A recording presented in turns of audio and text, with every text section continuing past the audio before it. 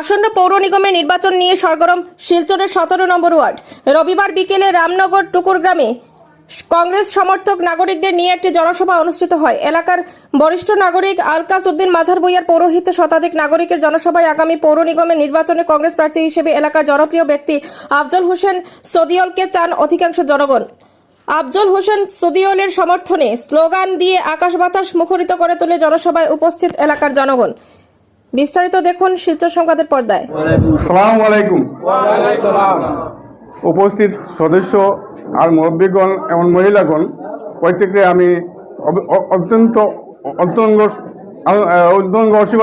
আশীর্বাদ জানাইতেছি। আশা করি আমরা যেখানে উদ্দেশ্য করে আমরা খাওয়া হয়েছি, আশা করি আমরা সাফল্য হইব। এখানে আমরা একটাই প্রতিশ্রুতি যে আমরা কংগ্রেসকে ভোট দেওয়ার জন্য আমরা এখানে জড়িত হয়েছি। হ্যাঁ, আফজল একজন মনোনীত প্রার্থী, আরও মনোনীত প্রার্থী আছেন মনোনীত প্রার্থী আমাদের, কিন্তু আমি যোগ্যতা হিসেবে মনে করছি আমাদের এখানে নিয়ারেস্ট আফজল হোসেন, যিনি আমরা সবসময় তার কাছে যেতে পারবো আর তারে আমরা সবসময় পাবো, এই আশা করি আমরা ওকে ভোট দেওয়ার জন্য আমরা প্রতিশ্রুতি দিচ্ছি। আর আশা করি আমরা তিনি সাফল্য হবেন আর আমরা আমাদের প্রতি আকর্ষণ রাখবেন তিনি। আর আমরা এখানে জড়িত হয়েছি অনেক কষ্ট মাধ্যমে। আমরা আফজল হোসেনের জন্য অপেক্ষা করতেছি যে তিনি মঞ্চে আসে আমাদের কিছু বক্তব্য করবেন।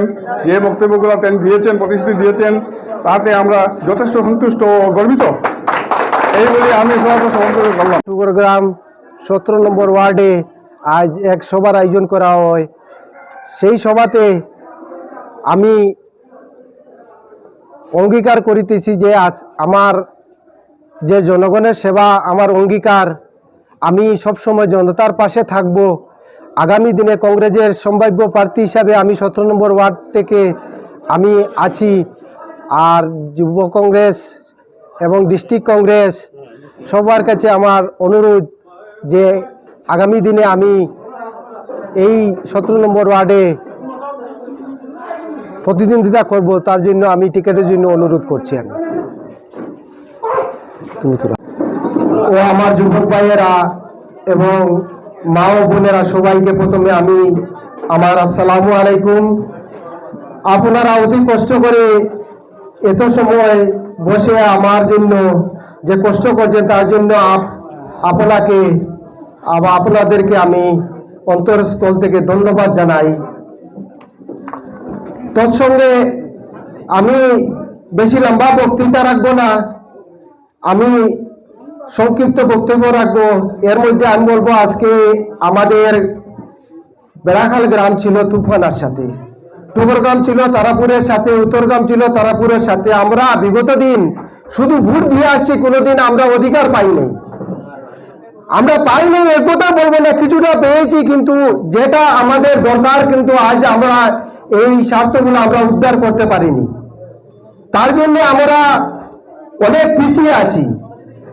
আজ আমি কংগ্রেস দলের সম্ভাব্য প্রার্থী হিসাবে আপনাদের সামনে দাঁড়িয়ে আছি এবং আমি আপনাদের সামনে কথা দিচ্ছি, আমাকে যদি কংগ্রেস দল টিকিট দেয়, আগামী দিন আমাদের যে 50 বছরের রাজনীতি ছিল আমাদের এই 3 গ্রামের, যে রাস্তাঘাট অনেক কিছু আমাদের পাওয়ার ছিল আমরা পাইনি। আমিও আপনাদেরকে কথা দিচ্ছি, প্রথমে আপনাদের রাস্তা, আমাদের গ্রামের যেগুলা গরিব, যেগুলা এখনো ঘর পায়নি, যারা অরুণোদয় পায়নি, যারা আজকে অরুণোদয় নিয়েও 500 টাকা নিতে চায়, এইগুলো জিনিস আমি মিটিয়ে দেওয়ার জন্য আমি আসছি।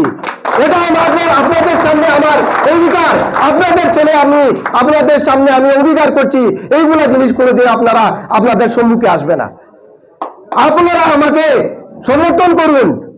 টিকিট কংগ্রেসের কাছে আমি বললে হবে না, আপনারা সবাই বলতে হবে যে এই একজন প্রার্থী আমরা পেয়েছি, আপনারা ওকে টিকিট দিন, তাকে নিয়ে আমরা চলতে পারবো, সেটা আপনাদেরকে বলতে হবে।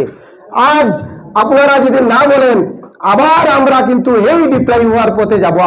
আমরা কি শুধু খালি নেতা বানাবো না, বানাতে পারবো না আমরা? তাইলে আপনারা আমাদের সাথে কথা দিন।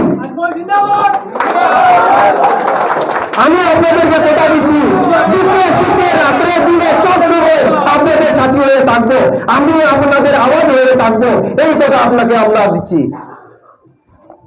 তোর সঙ্গে আমি বলছি যে আজকে যদি আমি এই 17 নম্বর ওয়ার্ডের যেদিন কমিশনার হই, প্রথমে আমার এই অঙ্গীকার থাকবে গরিব ধনী মধ্যবিত্ত সবের সাথী হওয়া।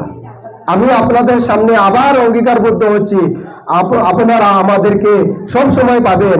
আর আমার সেলিমউদ্দিন বড়ুই একটা কথা বলেছেন যে আজকে ওয়ার্ড হওয়ার পর, কমিশনার হওয়ার পর অনেক কিছু জিনিস আসবে, যেগুলা জিনিসের ছোটখাটো ফিস থাকবে। এইটাকে আমি আপনাদের সামনে কমিটমেন্ট করছি, এইগুলা জিনিস কোনোদিন আমার কাছে থেকে পাবেন না আপনারা। আমি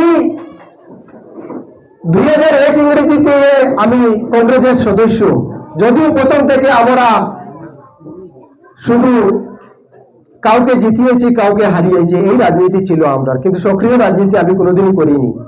মধ্য কয়েকদিন একটু বিরত ছিলাম অন্য আমার কাজের মাধ্যমে, এখন আমি সক্রিয় রাজনীতি আসছি। তার মুখ্য উদ্দেশ্য হলো জনগণের সেবা। জনগণের সেবাই আমার অঙ্গীকার।